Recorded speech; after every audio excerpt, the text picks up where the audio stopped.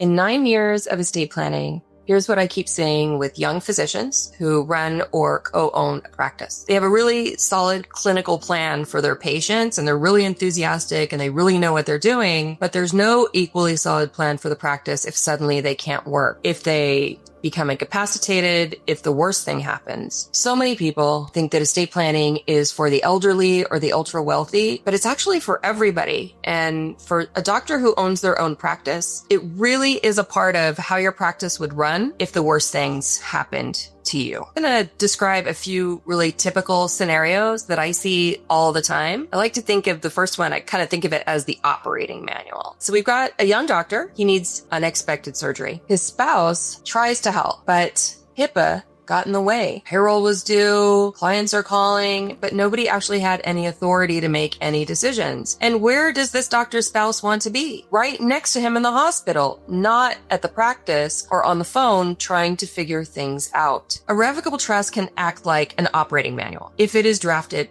properly. Generally, your spouse would be your co-trustee, and they're generally in charge during a period of your incapacity. But if you can include a provision that allows whoever is serving as trustee to appoint an independent trustee, someone who is qualified and also capable of running your practice and giving them explicit authority to work with a qualified practice manager, someone who can legally and competently run or sell or close your practice, that's going to provide a lot of family harmony, a lot of emotional support and comfort. It's just a better plan. And this is something that not everybody tends to think about when it comes to estate planning. We always have to look at our estate plans from the perspective of the person who's left holding the document and having to execute on that document. It's not enough to say, honey, if I hit my head, run my practice, if honey is not also a doctor, a medical professional, and allowed to run your practice. Now, here's another scenario. We can call this one HIPAA in real life. Doctor hits her head and her husband is calling patients to reschedule procedures. They don't know what they're doing. They're just completely confused. And remember, HIPAA still applies. Is your spouse supposed to be calling clients? Are they supposed to be rescheduling things? Probably not. It's really important that your practice have a patient notification plan, and we can add one of those to your estate planning binder. And that way, in an event of incapacity,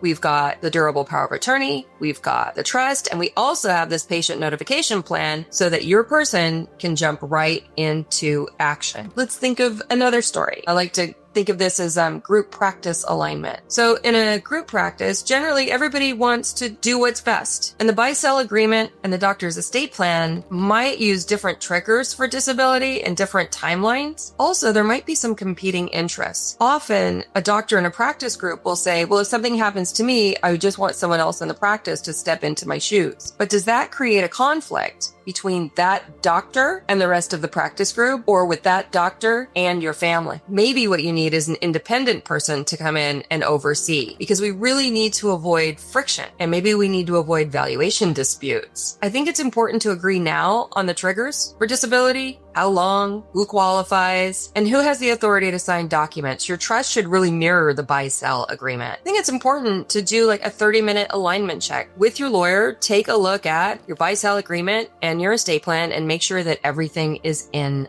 alignment. Professional boards and bar associations publish continuity and record handling guidance. Really important to keep those on hand, really important to teach your staff how to use those. There's a really neat framework called PACE that can kind of help you bring all of this together. The P is for people. We need an independent trustee and a qualified manager or administrator to run your practice in the event of an incapacity. We have to give them authority, either through a trust or powers of attorney to deal with the banks. We also need HIPAA-aware notices. Coverage. We really need to think about disability income, overhead expenses, malpractice insurance, tail routed to the right place, and then your exit. If your business needs to be wound down or sold, how is that going to be addressed? PACE. PACE.